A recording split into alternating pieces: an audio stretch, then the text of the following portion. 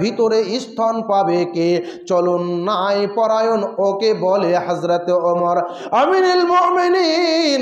এত দামি এত দামি এত দামি নেতা, যাকে 10 জন সাহাবীর মধ্যে একজন সাহাবী জান্নাত পাবে এটা ঘোষণা হয়েছিল।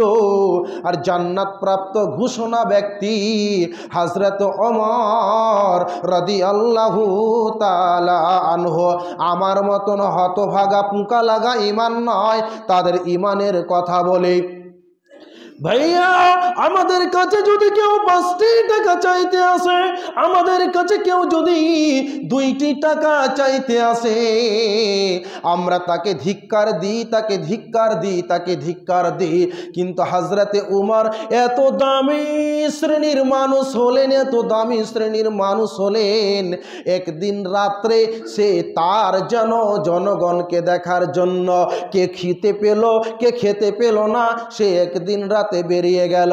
ইতিহাস প্রমাণ করছে, হিস্টোরি প্রমাণ করছে, ইতিহাস লিখছেন, তার জীবনে এটা লিখছেন, সেই জন্য বাড়ি থেকে বের হয়ে গেল।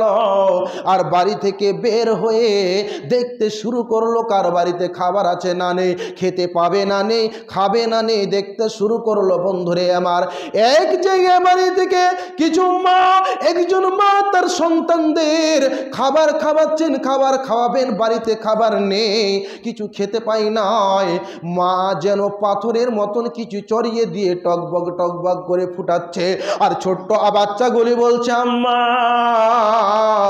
আমাকে খেতে দিন, আমাকে খেতে দিন। বাচ্চাগুলি বলছে আম্মা খেতে দিন।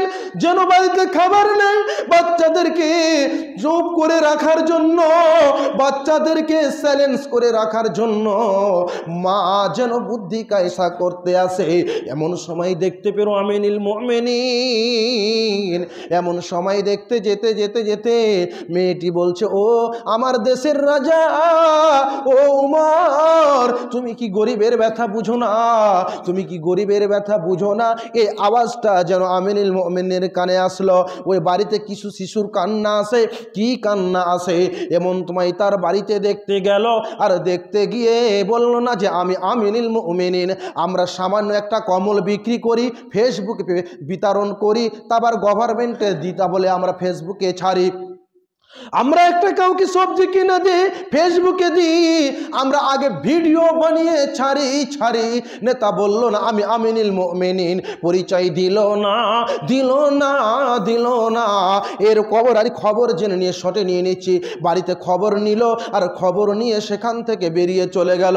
বাড়িতে গিয়ে বলছে ও আমার কর্মচারীরা শুনো, আমার গোডাউনটার চাবিটা দাও। গোডাউনে ঢুকলো কিছু এমন আটা নিয়ে যেন আমিনুল মুমিনিন নিজের কাঁধে করে নিয়ে ছুটলো। দিল না তার সমাজেরকে, তার তো অনেক লোক ছিল, রাজ্যে 1000 লোক ছিল, তাকে দিল না, নিজে কাঁধে নিয়ে তার বাড়িতে গেল। আর বাড়িতে গিয়ে বলছে মা তুমি এদেরকে খাওয়াও, এদেরকে খেতে দাও। বন্ধুরে আমার, ওই বাচ্চাটিকে আমিনুল মুমিনিন নিয়ে থাকলো, মা দিল, বাচ্চাদেরকে খাওয়ালো।